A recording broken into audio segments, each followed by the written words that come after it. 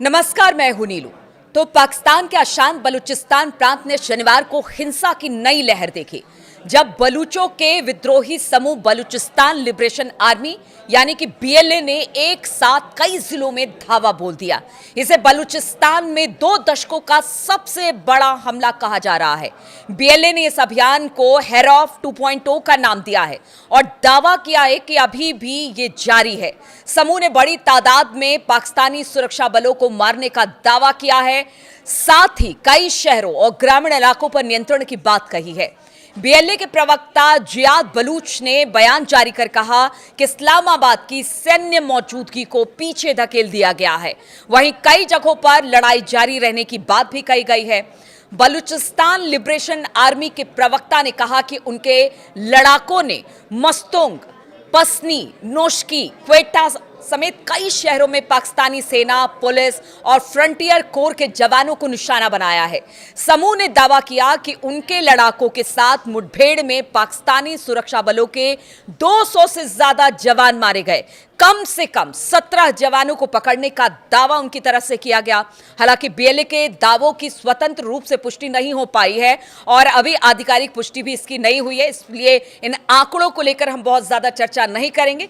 ये बलूच आर्मी की तरफ से और बलूचिस्तान की तरफ से बात कही गई है, लेकिन बलूचिस्तान के मुख्यमंत्री सरफराज बुख्ती ने 17 सुरक्षा कर्मियों के मारे जाने की बात जरूर कही है। सरफराज बुख्ती ने रविवार को पत्रकारों से कहा कि हमारे पास 145 आतंकवादियों की डेड बॉडी है। बीएलए ने अपने लड़ाकों के मारे जाने की बात स्वीकार की है, लेकिन संख्या को कम बताया है। समूह ने कहा कि ऑपरेशन के दौरान उसके 18 लड़ाके मारे गए, जिसमें मजीद ब्रिगेड के 11 आत्मघाती हमलावर, फतेह स्क्वाड के 4 लड़ाके और एसटीओएस यूनिट के 3 लड़ाके शामिल हैं। अब बात उस बलूच सेना के उन हसीनाओं की करते हैं जिसने पाकिस्तानी फौजों की नाक में दम करके रख दिया है। बीएलए के हमले में महिला फिदाइन बीएलए के ऑपरेशन की सबसे खास बात इसमें महिला हमलावरों का शामिल होना है। समूह ने अपने बयान में माना है कि हमले में महिला फिदाइन आसिफा मेंगल भी शामिल थी, जिसने नोशकी में आईएसआई के दफ्तर को आईईडी विस्फोट के जरिए निशाना बनाया। समूह के बयान के अनुसार आसिफा मेंगल 2 अक्टूबर 2023 को बलूच लिबरेशन आर्मी की मजीद ब्रिगेड में शामिल हुई थी और शुक्रवार को वो मारी गई।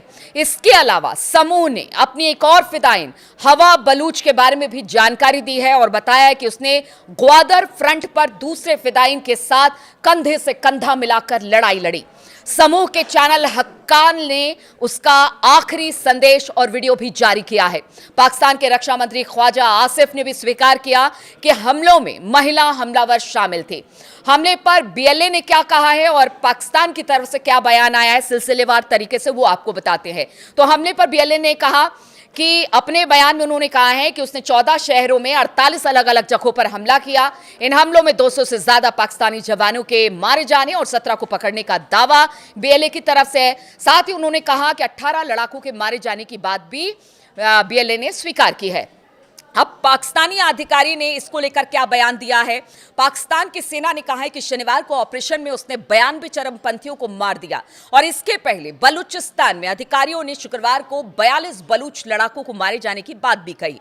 बलूचिस्तान के सीएम सरफराज बुख्ती ने कहा कि उन्हें पहले ही हमले की योजना का पता चल चुका था, जिससे प्री ऑपरेशन शुरू कर दिया गया है। तो अब आप समझिए कि बीएलए कितनी बड़ी चुनौती पाकिस्तान सेना के लिए बना हुआ है और उसमें भी महिला जो फिदाइन है उनकी एंट्री से और चुनौतियां पाकिस्तानी सेना के लिए खड़ी हो गई है। अब देखना होगा कि आगे बीएलए और किस तरह से पाकिस्तानी सेना के सामने चुनौतियां लेकर आती है, पाकिस्तानी सेना किस तरह से इससे निपटती है। यह अपने आप में बड़ी बात होगी, लेकिन बड़ा नुकसान पाकिस्तानी सेना को जरूर इस दौरान उठाना पड़ा है। बताया जा रहा है अगर बलूचिस्तान की ही बात की जाए तो 200 सैनिक मारे गए हैं। अब उसमें क्या सच्चाई है क्या नहीं, लेकिन एक बड़ा डेंट और डैमेज जरूर पाकिस्तानी सेना के लिए।